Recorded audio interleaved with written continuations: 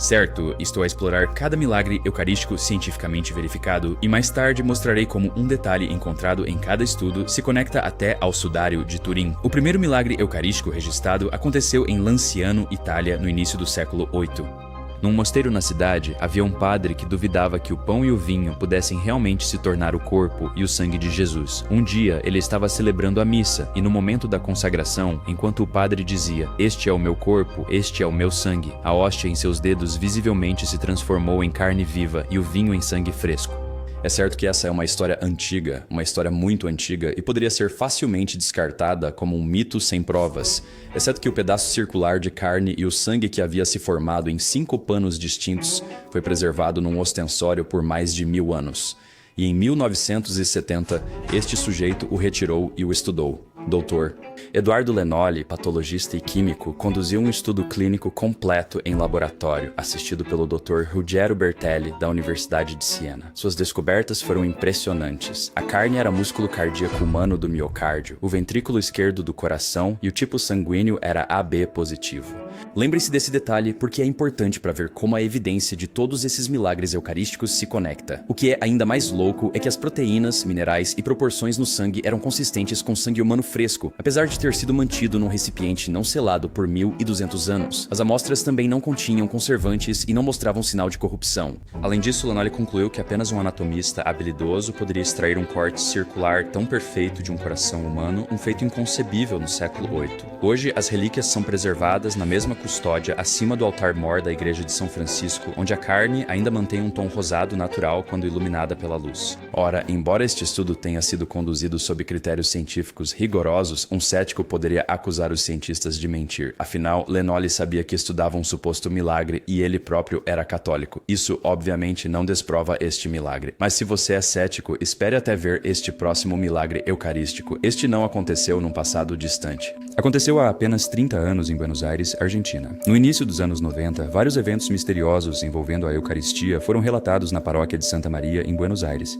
Depois da missa, uma noite, uma hóstia suja e descartada foi encontrada no fundo da igreja. Seguindo o protocolo da igreja, o pároco local a pôs na água e a trancou no sacrário para dissolver. É assim que uma hóstia eucarística que esteve na água por 2 dias se parece.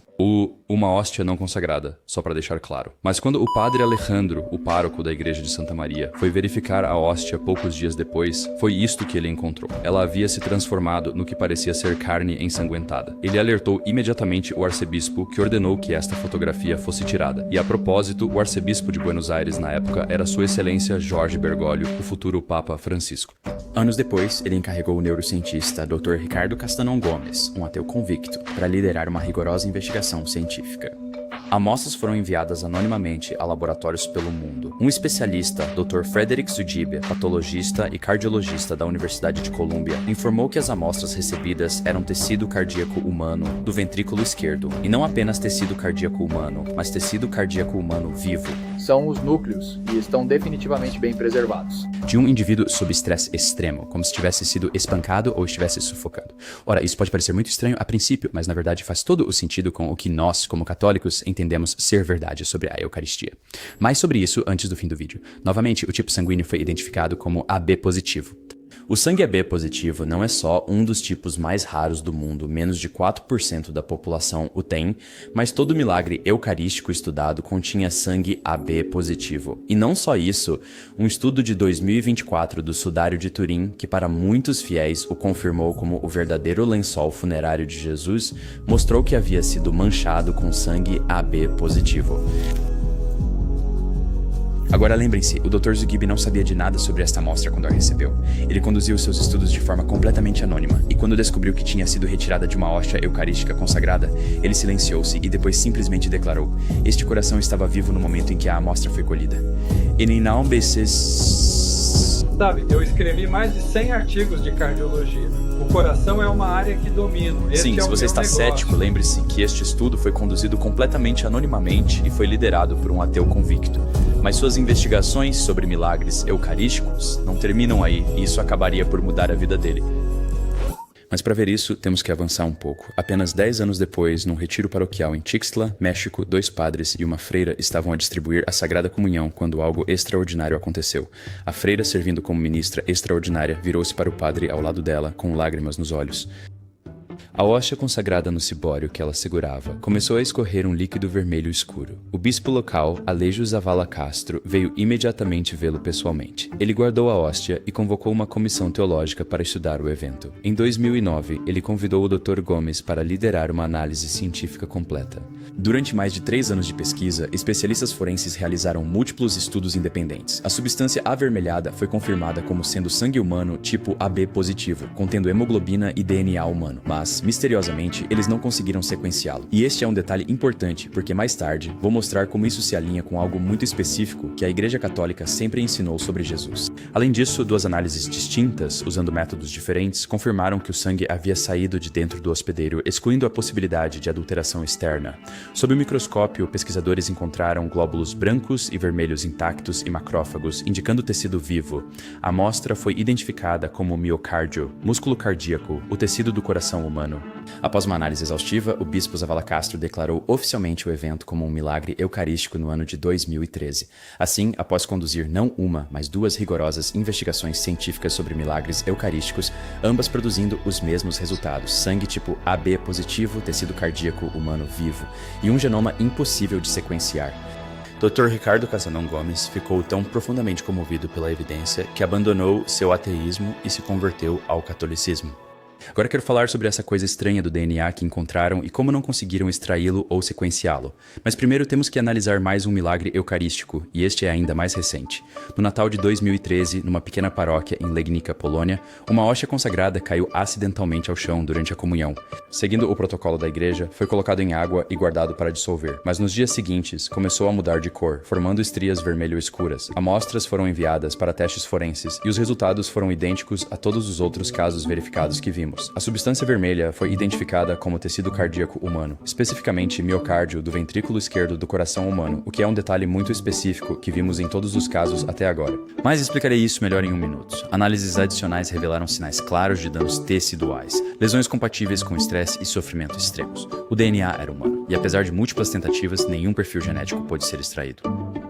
Então, o que está acontecendo aqui? Isto é 1 microlitro de sangue humano. Esta é a quantidade de sangue fresco que um laboratório forense precisa para sequenciar completamente o genoma de uma pessoa comum. E em cada milagre eucarístico que falamos até agora, havia várias centenas de vezes essa quantidade de sangue fresco disponível. Mas em todos os casos, os cientistas foram misteriosamente incapazes de sequenciá-lo, o que pode parecer estranho, exceto que Jesus não é uma pessoa comum. Ao contrário de qualquer outro ser humano que herda o DNA igualmente de pai e mãe humanos, Jesus foi concebido pelo Espírito Santo no ventre da Virgem Maria, plenamente Deus e plenamente homem. Ora, o DNA encontrado era humano, mas a incapacidade dos cientistas de sequenciá-lo, mesmo tendo sangue mais do que suficiente disponível para isso, é um sinal de algo único sobre Jesus. Talvez o fato de ele ter tido apenas um progenitor humano. Hoje, a relíquia é exibida para veneração na paróquia de São Jacinto, onde milhares de peregrinos viajam para vê-la por si mesmos. Agora, neste ponto, analisamos o tipo sanguíneo e sua conexão com o sudário de Turim, assim como o significado teológico do DNA que encontraram nestes milagres. Mas e quanto ao próprio tecido?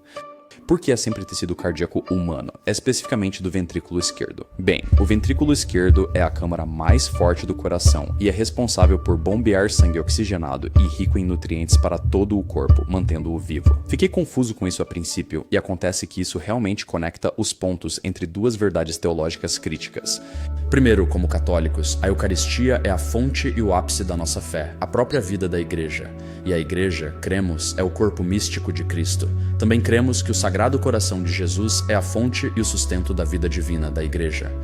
Portanto, faz perfeito sentido que quando Jesus se revela milagrosamente na Eucaristia, a aparência do pão não se transforme em uma parte qualquer do seu corpo, mas especificamente no seu Sagrado Coração, e naquela parte do seu coração que é responsável por bombear o seu precioso sangue vital para o corpo da Igreja. E o que dizer do fato de, em todos os casos, o sangue parecer fresco e o tecido cardíaco vivo, e em muitos casos mostrar sinais de estresse extremo ou sofrimento? Chegarei a isso em 1 minuto, mas primeiro temos de ver um último milagre. Este último aconteceu em outubro de 2008, durante a missa de domingo na igreja de Santo Antônio, em Sokolka, Polônia. Durante a comunhão, uma hóstia consagrada caiu acidentalmente no chão.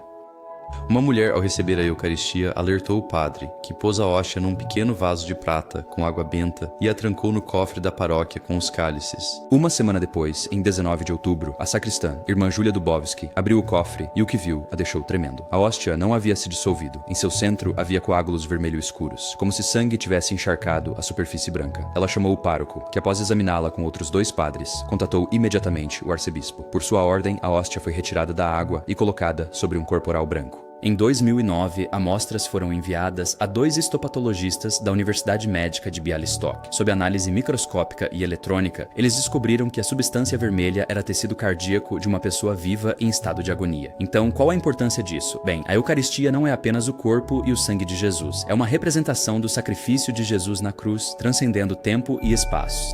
Assim, quando nós o recebemos na Eucaristia, nós o encontramos em seu único sacrifício na cruz para a salvação do mundo. Portanto, não é só consistente, é de se esperar que, ao ser levantado o véu nos milagres eucarísticos, encontremos o Sagrado Coração de Cristo ferido, espancado, até sufocando, pois a Eucaristia torna o seu sacrifício na cruz presente para nós hoje. Então você viu como a ciência tem repetidamente verificado a autenticidade dos milagres eucarísticos. Isso mostra que a ciência não é inimiga da fé. Em vez disso, razão e fé trabalham juntas para nos ajudar a entender a verdade. E se pensarmos bem, cada missa é um milagre eucarístico, pois o pão e o vinho são milagrosamente transformados no corpo e no sangue de Jesus todas as vezes. Deus por vezes nos dá sinais extraordinariamente visíveis e tangíveis da sua presença na Eucaristia. Mas por quê? Para fortalecer a nossa fé de que em cada missa Ele está verdadeiramente presente. No momento da consagração, o pão e o vinho realmente se tornam o seu corpo e sangue, mesmo que ainda pareça e saiba apenas a pão e vinho. Então, da próxima vez que estiver na missa, lembre-se destes milagres provados pela ciência. E se estiver a lutar com a dúvida, reze esta oração dos evangelhos. Senhor, eu creio, ajuda a minha incredulidade.